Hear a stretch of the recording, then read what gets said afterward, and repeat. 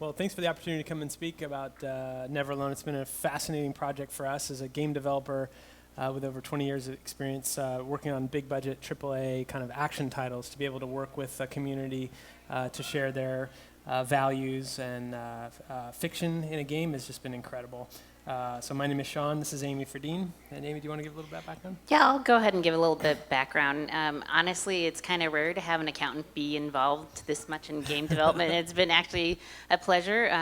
My background is I am a Nupiaq, of a Nupiaq and German shared heritage, and so this is something that's very close to my heart. I'm third generation removed from a subsistence lifestyle, so what that means is my great-grandmother lived off the land entirely, lived in a sod hut, hunted, whale, seal, walrus, and fished, and that's how they fed their family. And if they didn't, there would be, potential starvation, illness, and sickness. So this is something that's very near and dear to me, coming from my background with Cook Inlet Tribal Council, is to be able to share this project with the world. That's awesome. And Amy's been a great partner. Not only is she good with finances, but she's also our lead cultural ambassador. So she is responsible for connecting us with members of community and helping to foster the relationships that are required for a game like this. I'm gonna play a trailer for the game so you can get a sense of what the game is all about. Has anybody heard of Never Alone? A few people? Oh, great. Awesome. All right. Let's see if this works.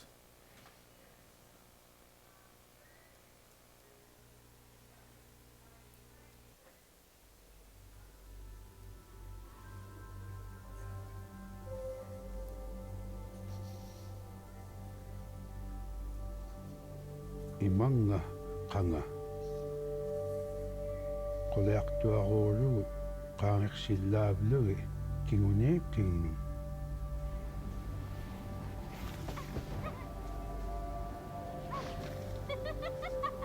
qoleaqtuapta kangiqsipkaruuga igilirusia nuna suli qanuq iñuuneqqut iluani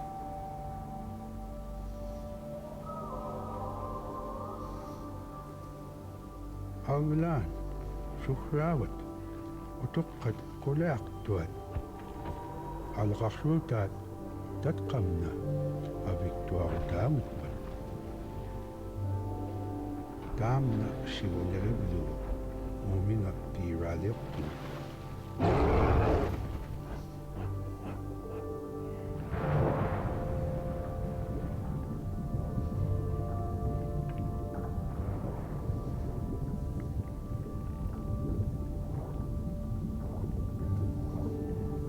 Katirrirugut quvirusuutiqartuanik iñugmi iñullaa ikayuutiksrami piqallaaru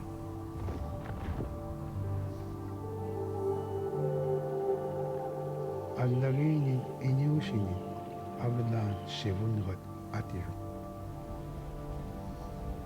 qaangeqsitaaruqraaqqartugut aasin taamna ilingu avittuallasigikku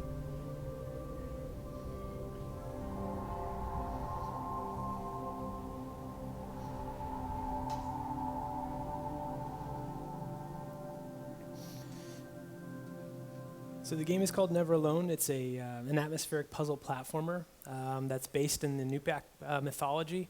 It's made as a single player and a two-player game, so the individual player can play and switch between those two characters. Two players can play at the same time. Each character have a unique set of skills and abilities which they need to learn how to overcome obstacles in the game. Let me just get back over, sorry. So we started this project, it was almost 2 years ago now. It's been a long journey, one of great learning.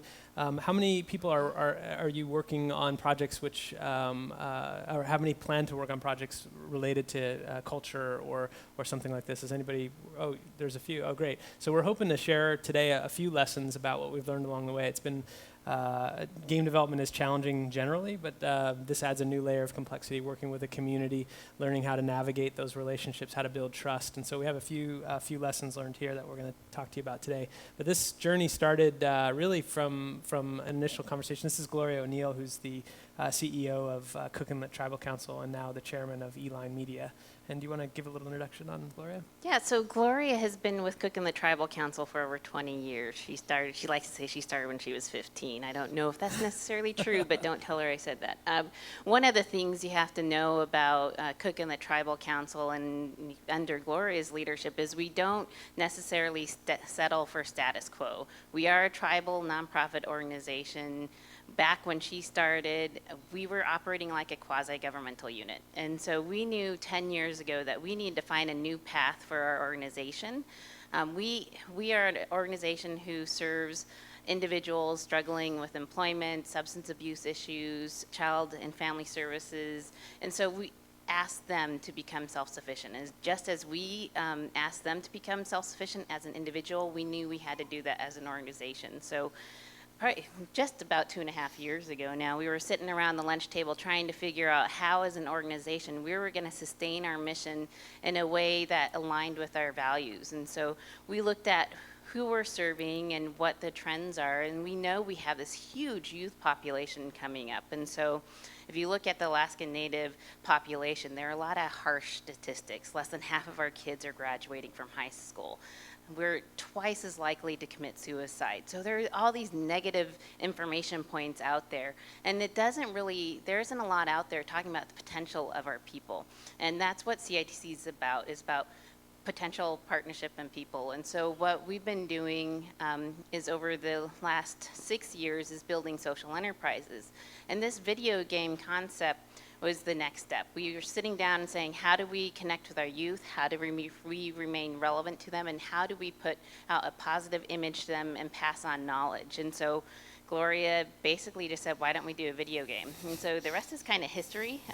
She flew down to Seattle from Anchorage to meet with Sean, and I don't know if you want to talk about that. Yeah, it was a great meeting. I think I was inspired by Gloria's, she's a bold leader. She had a vision for using games as a means for transmitting cultural values. She asked me if games could be used to pass wisdom, if games could be used to share and extend world culture. And these are questions that as a traditional video game developer I had never asked, and they were really inspiring to see someone outside of games thinking about pushing the medium in this way. So that conversation led to a gift package from the group at CITC, a box of books. They contained transcriptions of Inupiaq stories, legends and fables that had been transmitted verbally down from generations. And what we found was an incredible universe of characters, of situations, of tales, which ironically work really well in the context of a video game. So we were incredibly inspired. They invited us to come up and meet with members of their community, and there's a lot of stories that came out of that. So essentially, at that time, she was already thinking about, and we've now formalized this thesis into something which we call World Games. It's really using games to share and extend world culture through 21st century play. And as you can see from the trailer, and if you get a chance to put your hands on the demo soon, you'll see that games are the perfect medium for doing this. First and foremost, these are great games. It has to be a great entertainment experience. So that's one of the reasons why we assembled such a great team up in Seattle. But it's infused with authentic indigenous themes and values. And authenticity or appropriateness is a really tough bar to meet. It's a hard challenge. It requires good partners, and it requires that both the game development team and our cultural team are both ready to learn and to teach. And that's something, those relationships were developed over time.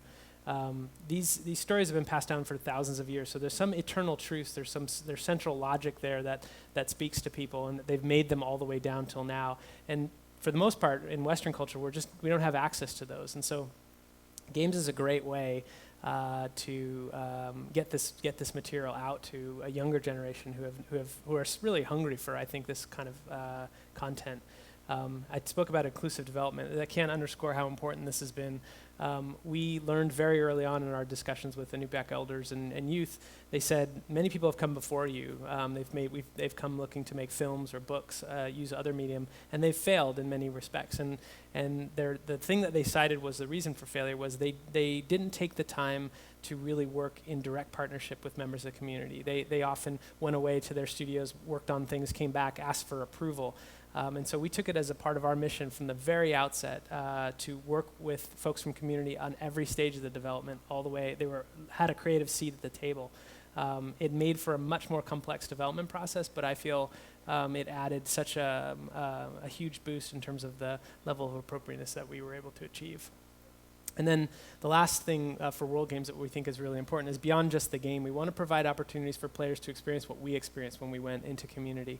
So we took along a film crew. We made about a dozen trips to Alaska, several to Anchorage and 2 to Barrow, which I'll share some stories about in a second. But that film crew recorded about 40 hours of footage of these interviews and these exchanges. We boiled it down to the best 15 minutes, and we've broken them up into little bite-sized chunks, 45-second chunks, which we have peppered throughout the game. They're unlockable, and they help give creative context for some of the decisions we made in the game.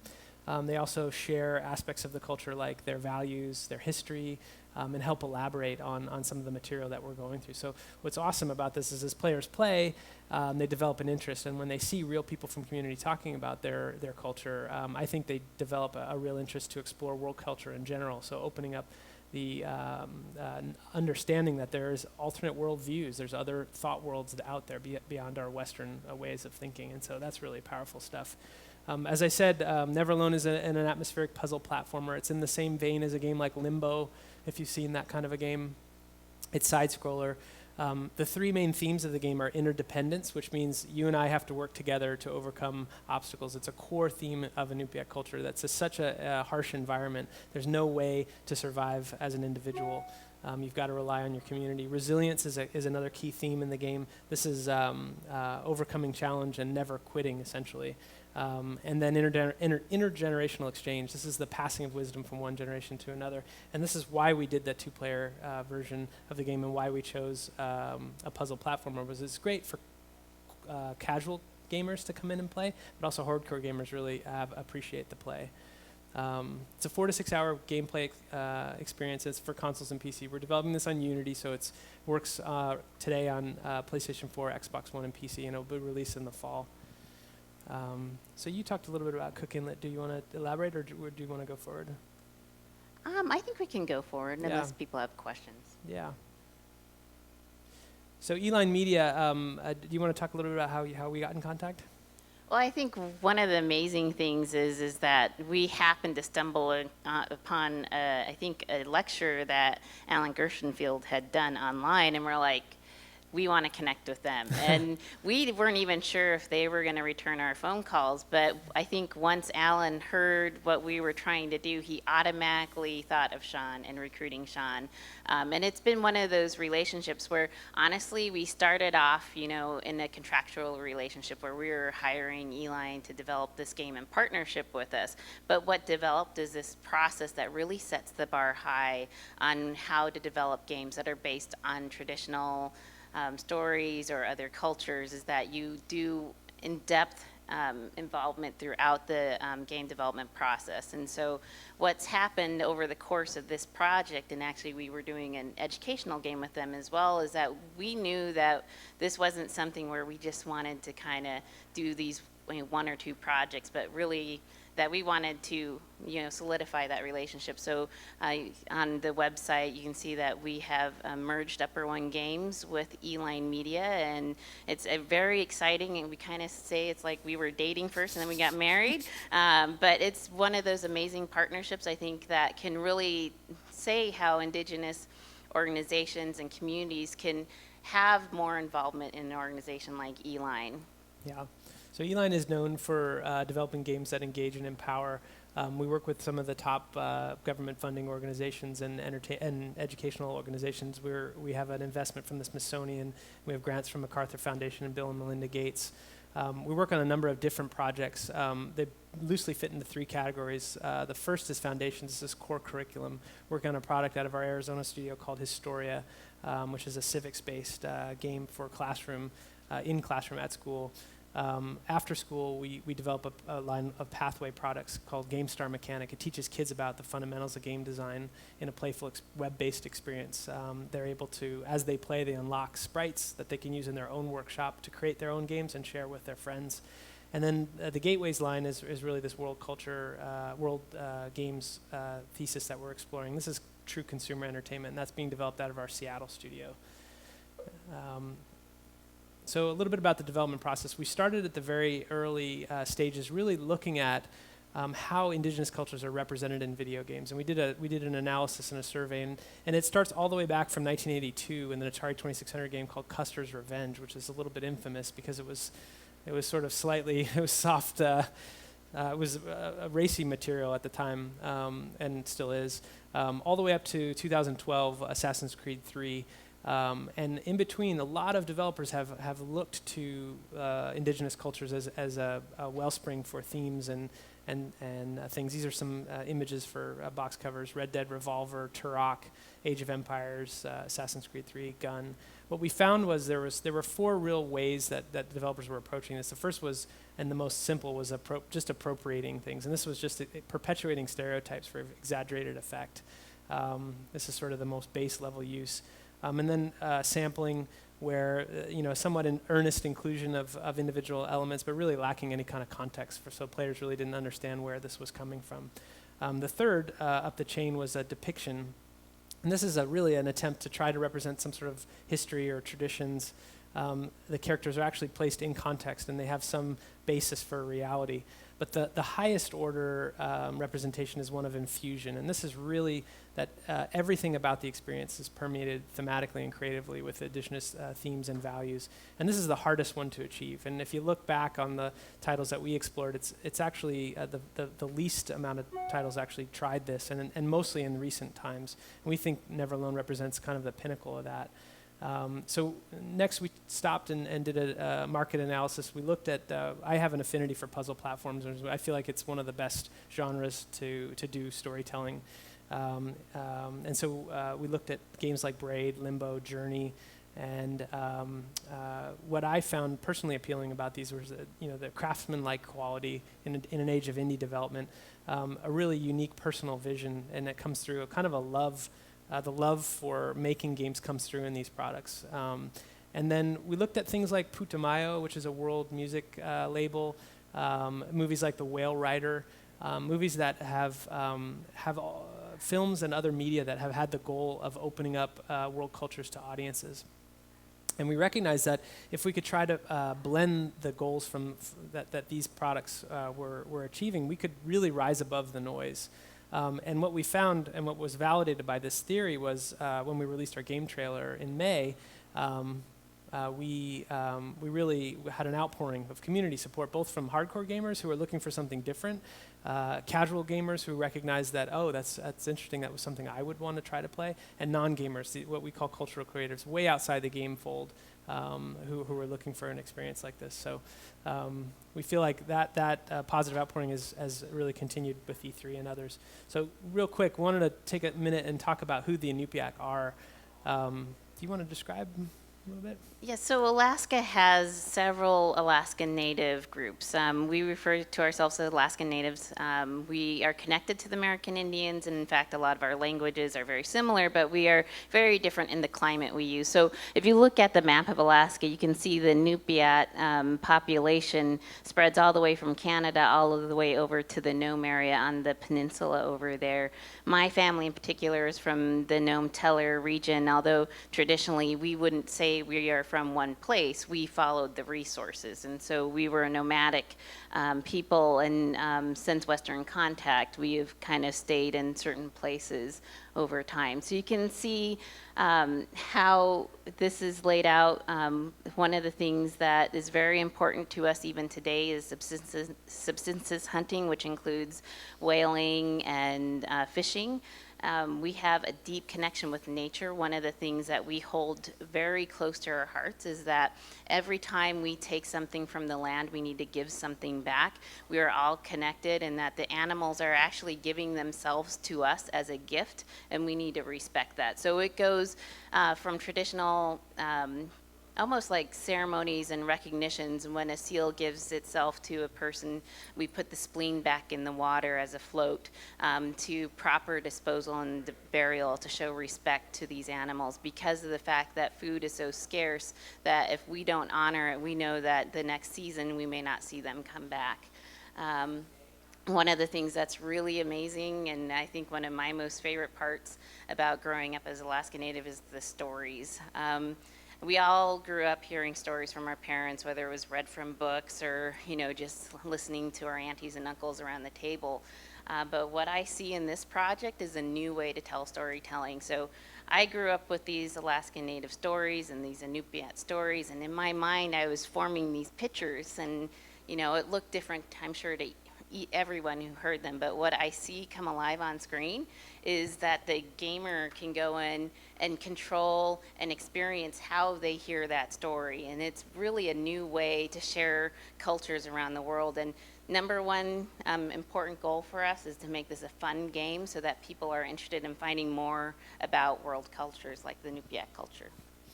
So I wanted to share a quick video, which Ron Brower Sr. Is he's an Inupiat elder who's been a cultural ambassador for our project for some time. He recently came down to the studio on a return trip, and let me just pull the video, sorry.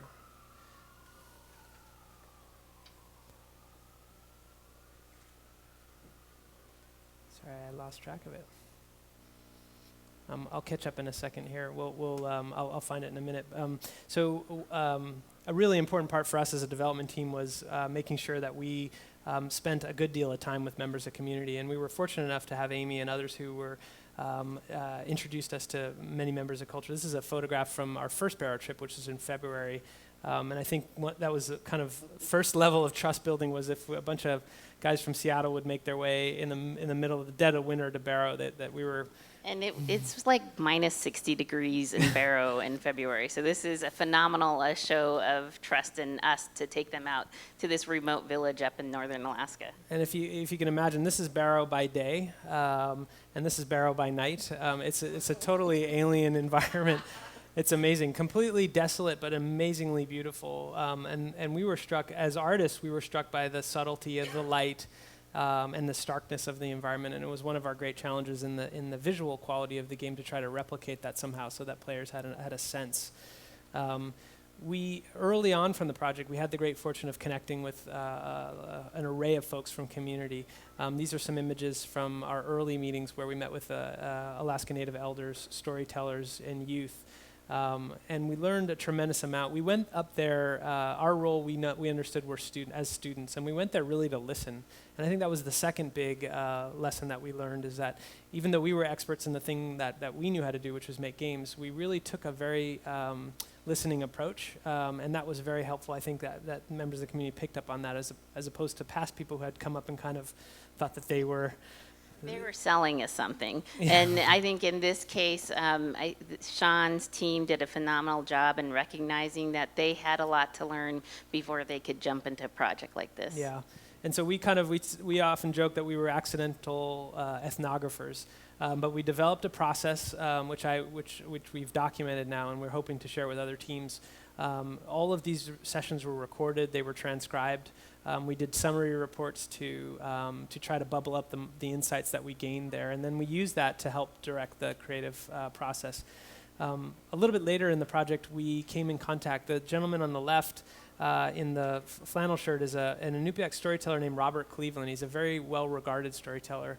And we had read in some of the books that Amy and her team had sent us, we had become familiar with his work and become enamored with his storytelling style. And so it was a great joy, midway through the project, to Amy and her team track down his daughter, who's now 86 years old. That's a picture of her in the lower right-hand corner. And we went up to visit with her, and Minnie Gray is her name. And she shared with us a story that her father had told named the story was called Canuck Sayuka. We immediately realized when we heard the story that this could serve as the spine, our meta story for the game, and it's what's there now. But what was also incredible was Minnie had the presence of understanding to give us permission to adapt that story. And she told us that the storytelling tradition was one of adaptation. So over generations, things would be told. Depending on the context and who told the story, they would slightly adapt those stories for that particular situation. So she felt it was perfectly in line with the Inupiaq storytelling tradition for us to now take and adapt that story. And there was a number of changes that we had to make. For instance, the protagonist of Canuck Sayuka was a boy, and we wanted to feature a young girl in this game. That's one example. In some cases, we had to simplify the story because many of these stories are very complex. They're not like Western stories where everything gets buttoned up in the end and it's a nice ending. These are complicated, and they're very, sometimes they're obtuse and hard to understand. Sometimes it can take years to really get the meaning. So we had to figure out ways in order to craft that.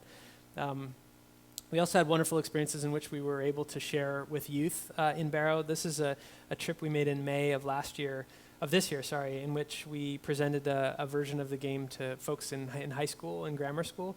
This is a young girl who approached to play, and later it turned out that her grandmother was Jana Harcharek, who is in charge of the educational programs, the traditional educational programs in Barrow. And we were invited back to their house where we got to enjoy a traditional meal of muktuk, which is whale blubber.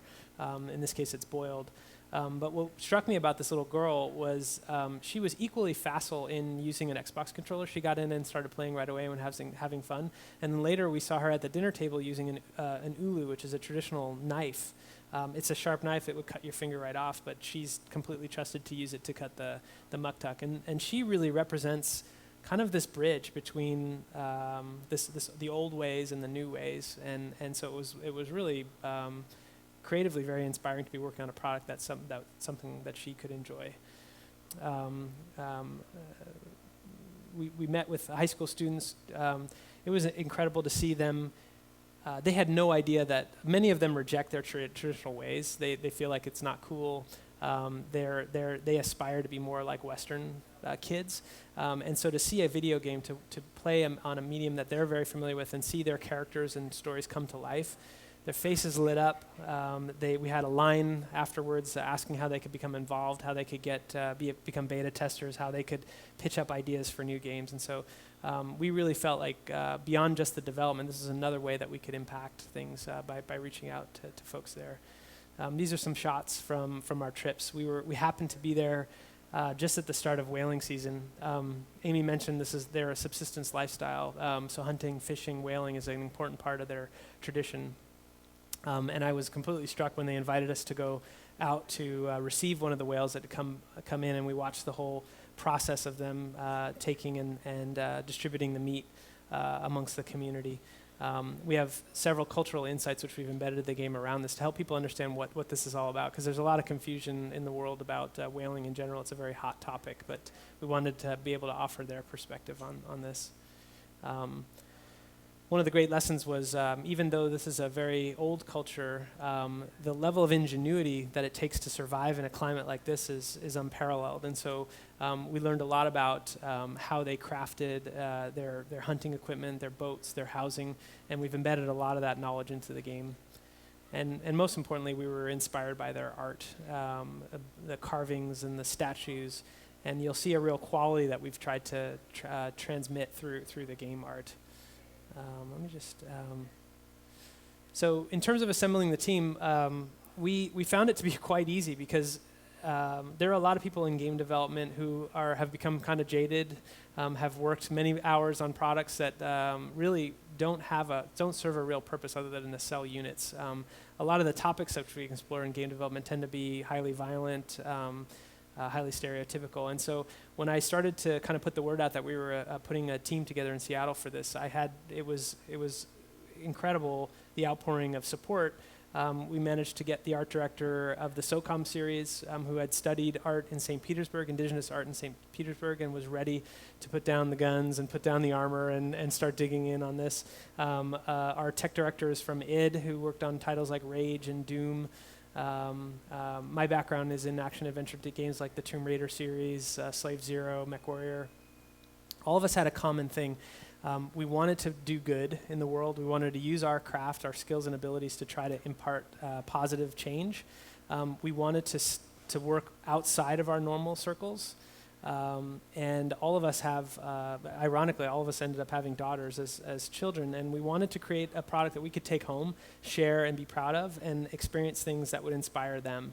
And so that drove a lot of the creative choices, and luckily, folks from community were really into that as well. Around the team, we assembled a really amazing cast of native elders, storytellers, and social entrepreneurs like Amy. Ishmael Hope, our game writer, is of Tlingit and Inupiaq background. He helped us to curate and he was our main guide through the fiction. And Ron Brower, a senior who's a whaler and a teacher and a scholar, came down several times to help us with some of the more complex topics. We were incredibly inspired by, this was our adaptation of scrimshaw, which is bone carving. I'll show you a quick video. Just give me 1 second, sorry.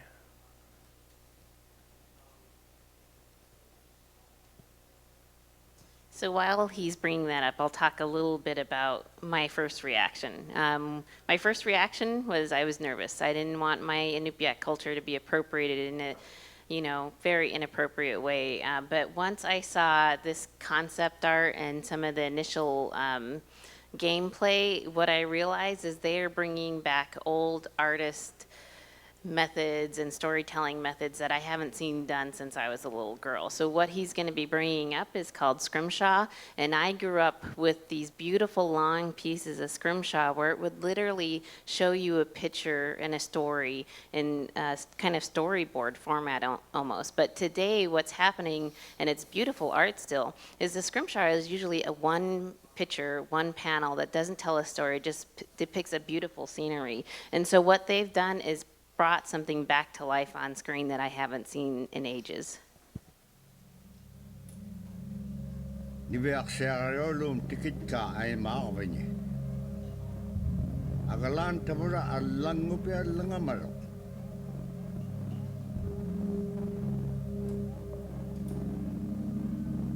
Igila ko na tikinya me. Ibakalik sa utigil lan pingalo. Ikatsak kuminanyak sok pakit kangaw nago ibaktani keminyunge kanok sa usilya peangarot. So one of our trips to Anchorage, we were invited into the Anchorage Smithsonian Museum, and Dr. Aaron Crowell allowed us to see these scrimshaws. Some of them were on mastodon tusks and walrus tusks, and they were intricately carved. And so we thought this was a real fitting way to portray some of the aspects of the story. Sorry for the technical difficulties here. I wanted to share with you quickly some of the cultural insights that we've been gathering. These are supplemental material that are unlocked in the game. They tend to be contextually relevant to something that the player has just played. And I'll show you an example. Do you want to share a little bit about why we decided to do this? With the cultural insights, I think one of the things that's really important is that oftentimes as you play through games, you'll see things and you may not necessarily understand the context or maybe why we chose to do things a certain way, but having these as unlockables that you can either watch while you're in the game or just kind of store up and watch, when you're taking a break or at the end, was a really important way for us to invite people to explore and find out more about the Inupiaq culture. And having it structured in this way, I think really makes sure that the game remains fun and doesn't become overly educational, I guess I would say. Yeah. But it's been a phenomenal project too, as a way even for us to archive some of our elders and some of our traditional knowledge. Caribou it provided for us in many ways. And so our clothing in those days was made of all caribou If we skin. could turn it up. I grew up wearing caribou pants, caribou mittens, caribou skin mattress, blankets. Some people had boots that were made with wolf legs, and sealskin sole bottoms. But those required, we had shavings of baleen. Baleen was shaved to make insoles. So they kept us quite dry and warm as well. But the caribou skin clothing was the best. We would get as many yearlings as we could for our outer clothing. And for heavy winter, we would get caribou in February or March because the hair was the longest and the skin was the thickest, and we would use those for our winter gear, winter parkas and whatnot. With that stuff on, you could sleep outside in 50 below and it wouldn't bother you a bit. So these insights range from the sort of more information heavy, like that one, to kind of these really funny anecdotes. This is Ron Brower Sr. talking about the first time they got TV in Barrow and some of the insights he had there. And then in '64, we had our first TV. My aunt Hilda Weber came in from Point Hope with her husband, and they were staying with us. First time we were watching cowboy and Indian movies. And guess who's in the scene? John Wayne. And John Wayne was picking off these Indians. They're fighting. They keep shooting the Indians. None of the white people got shot, but the Indians always got shot. And we noticed that. The good guys had white cap hats. The bad guys had black hats. So we know which ones were the good guys and the bad guys. But here comes this Indian with a knife in his mouth and then another knife in his right hand. So he takes with his left the knife and he's going to jump on John Wayne. And my aunt is screaming at John Wayne, do not din, go back sa atin. And she threw her husband's bunny boot at the Indian and poof, the DV blew up. And we just a big puff of white smoke. That was the end of our TV days. So it's a range of material, about 20 minutes total in the game, but it really helps to fill in players' understanding and knowledge of the Inupiaq culture and gives them an appreciation, I think, for world cultures in general.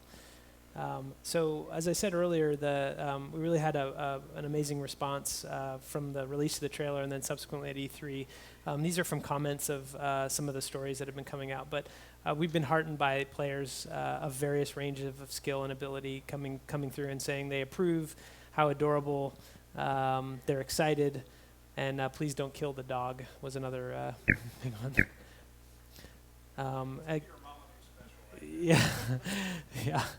We've gotten a lot on folks from industry tweeting about the game, offering words of encouragement, and we heard loud and clear that for players, it's reminding them of games like Limbo, Child of Light, Brothers, and Journey. These are games that really inspired us, and so it's great to see that we're in kind of that kind of company.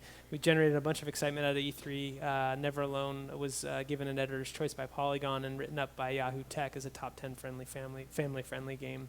We got some early press from Forbes, USA Today, Scientific American, and then most recently picked up with an NPR story, national NPR story in the Los Angeles Times. So we definitely feel like this is really the time for a game like this.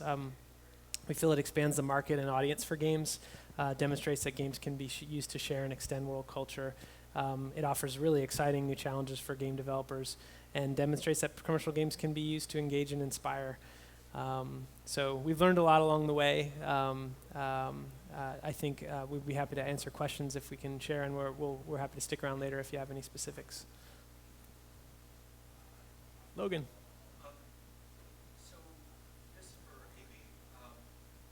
Did you have to get buy-in from tribal members who had every reason to be concerned about, their stories being vulgarized and distributed? No offense, Sean. No. But yes, I'm okay. Did you have to get buy-in from any of them? Were they circumspect? Absolutely. First thing we had to do is, as a tribal organization, and most of our board is made up of tribal elders and tribal representatives, first we had to go to them and ask for permission to pursue this concept. And the next thing we had to do is we had to go, because we are located in Anchorage, Alaska, which is way south of the Inupiaq territory, we need to go up and get permission from the Inupiaq community. Even though I'm a Inupiaq, one person cannot represent the perspective of the Inupiaq people, and we can't just assume we can march ahead and do whatever we want. We were worried at first that it was going to be something that was going to be hard to swallow, especially for the elders, because they don't play video games. But honestly, like when we found Minnie Gray, she had all these little great grandkids running around her house, and we were, eating fish with them, and they were actually, very involved in their little, tablet games and everything. She's like, well, of course you should do this. This is how our kids are going to hear these stories. I'm not going to be around and tell these forever. So it's great insights like that that gave us permission, but we had to also be careful that the permission didn't give us carte blanche. And so we had to continuously go back, and I think that we probably frustrated the game team at some times, and we probably had some really weird ideas that were never going to work, and they're very kind to say, no, that's not going to work. But I think it's been a really phenomenal process, and I think what's happening is we're going to have like lifelong friendships develop between the community and the game design team. I believe that to be true. In the back. Hi, thanks for the talk, wonderful. I was curious how, I recognize it's sort of a neighboring culture, but recently the last Inua came out by Glowforth, Yes. which is kind of done, I believe, by a Dutch and Estonian team, or a Dutch team through an Estonian Yes. incubator. And there wasn't a lot of cultural focus on that, but it did kind of raise the profile Yes. of that kind of indigenous culture. Yes. What were your feelings on that in terms of authority on the representation of the culture and just kind of raising awareness in general? That's a great question. So we were following that. As we try to make sure we have eyes on other projects that are similar or people that are doing kind of similar work. I think it was clear that it was a very small team. It was probably 2 individuals, and they had others who were volunteering time. I was quite impressed with the end product, given limited resources that they had, and I was also, as a kind of fellow developer interested in those same things. I think we were really inspired by the fact that they were doing the similar kind of work. I think they focused on the mobile tablet game, and so it was one of the reasons why we shied away from mobile initially. It's such a saturated space, and it's so fragmented. And our experiences in traditional console and PC development. It seemed like they came out and then didn't get a lot of it kind of didn't get a lot of attention after that. And I think part of the reason was I don't think they had access like we did to teams, to groups in culture. I think they tried their best to leverage and be inspired by, but I don't think they had the level of connectivity that really helped us to develop a better level of appropriateness, or if that makes sense. So we've sent messages out to the team, and we're hopeful that in some way we can figure out a way to partner, because I think they're really talented guys.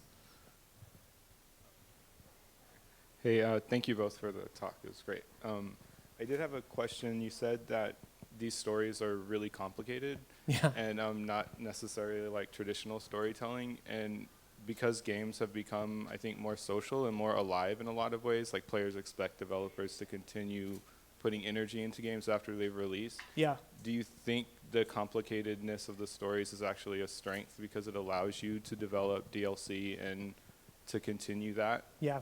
We absolutely believe that. In fact, if the response, early response, translates into game sales, and we do have an ability to go on and create stuff. We have so many ideas about how we can, other stories that we can adapt, other platforms that we can use and leverage for interesting gameplay. I think there's a wealth of opportunity here, not just for us, but for game developers all over to start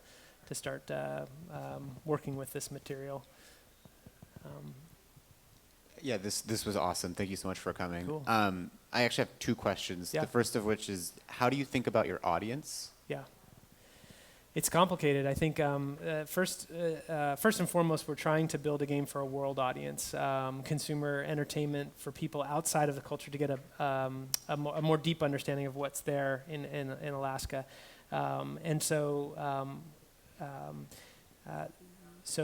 Like commercial entertainment obviously is a very challenging thing. We've got to make good games.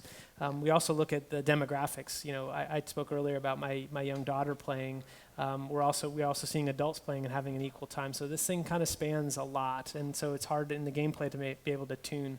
The second big audience, and this is kind of our stealth objective, is to inspire folks from within indigenous communities, not just in Alaska, but everywhere. And you want to talk a little bit about some of the goals there? I think one of the most interesting things is, as we've been out sharing the story about what we're doing with this game and how we've structured our partnership with Eline, is there are a lot of people coming up to us and saying, hey, we have some great stories and some great background you can use from like the Navajo Nation, or even like, not necessarily indigenous people who are, living in the U.S. I think Azerbaijan was another one, and Hawaii. And I think it's just one of those things where people can relate to it, because even though they may not be as connected with their traditional stories, they have heard some of them, and it triggers that memory in the back of their mind. And it's just a phenomenal experience to be able to do something like this. Yeah, so it's a pretty wide audience that we're looking to target, and that's one of the reasons why we chose the puzzle platformer game. Did that answer your question? Yeah. I mean, that's the kind of the tension is like, yeah, it's for like the domestic, the core, the youth of the tribe, but also the world. Yeah. The other question is about, it seems like one of your goals is to impart sort of the values of a generation that's aging. Yep. How do you do that in terms of gameplay mechanics? Sure. Like, how does it manifest? Absolutely. So I had a video up earlier. It's really one of the core themes is I spoke earlier about interdependence. This is a clip from the game. This is in Coastal Village. It's a little bit later in the game, so it's more complicated. But each of the characters have unique skills and ability. The fox can do wall scrambles and back jumps. The girl has opposable thumbs, so she can climb ladders and ropes. And so the level setups are such that the characters really have to leverage each of their unique skills and abilities to work together. So it's a really nice mechanical manifestation of that theme of interdependence. There's another clip which I had.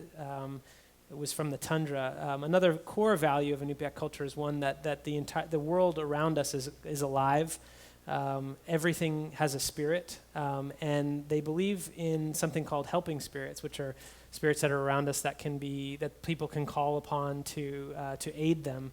And in the game, we actually imbue the ability to reveal these spirits in the fox. So he has a really special ability, and so we'll see that here. As the girl approaches a crevasse, she can't make it across, but the fox rolls up and is able to call upon this helping spirit who manifests, and then the fox and the girl are able to actually navigate on top. And if you'll notice, the fox, when he moves to one side, in this particular spirit, it influences him to move in the world and get him closer to other spirits, which reveal. Another thing that we tried to imbue is the sense that these spirits are actually aware of the characters, and so you watch, they gaze at them. They're aware of each other, so they'll reach out and touch one another. And the game has a whole taxonomy of these things which come from their folklore. Some are animal-based, some are people-based, and some are weird hybrids, and so it's kind of a wonderful kind of grouping of these kinds of things. That's so cool. Thank you. Yeah, you're welcome. Yes.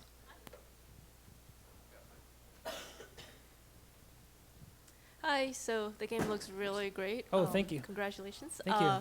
I have a question about there was a lot of back and forth, you talking with the indigenous peoples. Yeah. What were some examples of changes you had to make in the game after getting great feedback question. from them? Great question. There were a lot of them, actually. In a traditional game development setup, a team will pitch to a publisher. It'll be a marketing executive and a sales executive, and they'll kind of do one of these, thumbs up or thumbs down. In this case, it was an ongoing dialogue throughout, and we would pitch ideas and drawings and sometimes gameplay. Some things stuck, and some things we get the feeling right away that we were on a bad path. An example of one that we ruminated on a lot was the gender of the lead character, whether it be a male or a female character. In Alaska Native culture, you want to talk a little bit about the state of boys? Yeah, so one of the things that we've always been is a community-based culture where everyone has their own job, and there's a lot of equality. There's not too much hierarchy in the communities. So it wasn't that we wanted to have a male lead character because, that's how the hierarchy worked, but it's really because our young men are falling off. They are graduating at a lesser rate than our young women. My generation is the generation where we saw the complete 100% turnover in the leadership in the organizations. When I was born, the leadership in the organizations was all male, and now it's really hard to find a male leader in tribal organizations like mine. And it's not because they aren't smart and brilliant, they are. It's just that somehow they've lost connection to their potential. And so as we talked to the community in Barrow, they echoed that same kind of thought we had. But what we had to do is really navigate and balance what what is going to play great in the game, but also how can we use other characters like the fox to show how that interdependence in a community really works. And I think that's something that's actually turned out to be really phenomenal. Yeah, the fox is a male character, so balances with a girl. Another one was in the companion character. We went through a number of different iterations where, initially it was an Arctic fox, and then we explored a wolf, owl, ermine, muskox, and each one represents something different to that culture, and each one carries a different sets of gameplay and a different emotional kind of connection with Western audiences. And so we kind of went around that a while, and we eventually came back to the fox because it's agile, it's cute, it's wily, and it was somehow, we're not really sure exactly why, but that connection between a girl and a fox seems to work really well, and it's cool in gameplay. So I think one of the other challenges we had was selecting the narrator for the game. Yeah. I mean, we have several elders involved in the project, but when we went back and shared with the community, not only in Barrow, but in other parts of the Inupiat areas, they leaned towards one that was more, not that they weren't both authentic speakers, but one that sounded more like someone who grew up in rural Alaska. And so that was something that Sean's team actually had to give a little bit on. Yeah. And it's going to work out great. It just means that, there has to be a little bit of more planning around how to use that person. yeah, absolutely. So there's a lot of good stories about that, like that. All right. We need to wrap up. You guys want to hang out a bit? We would love to, yeah. Okay, great. So they'll be hanging out a bit. If you have other questions or want to talk to them more, thank you so much. This was fantastic. Thanks It was great very much. having you Yeah, here. thanks for the Let's have time. another round of applause for Sean and Amy. If you go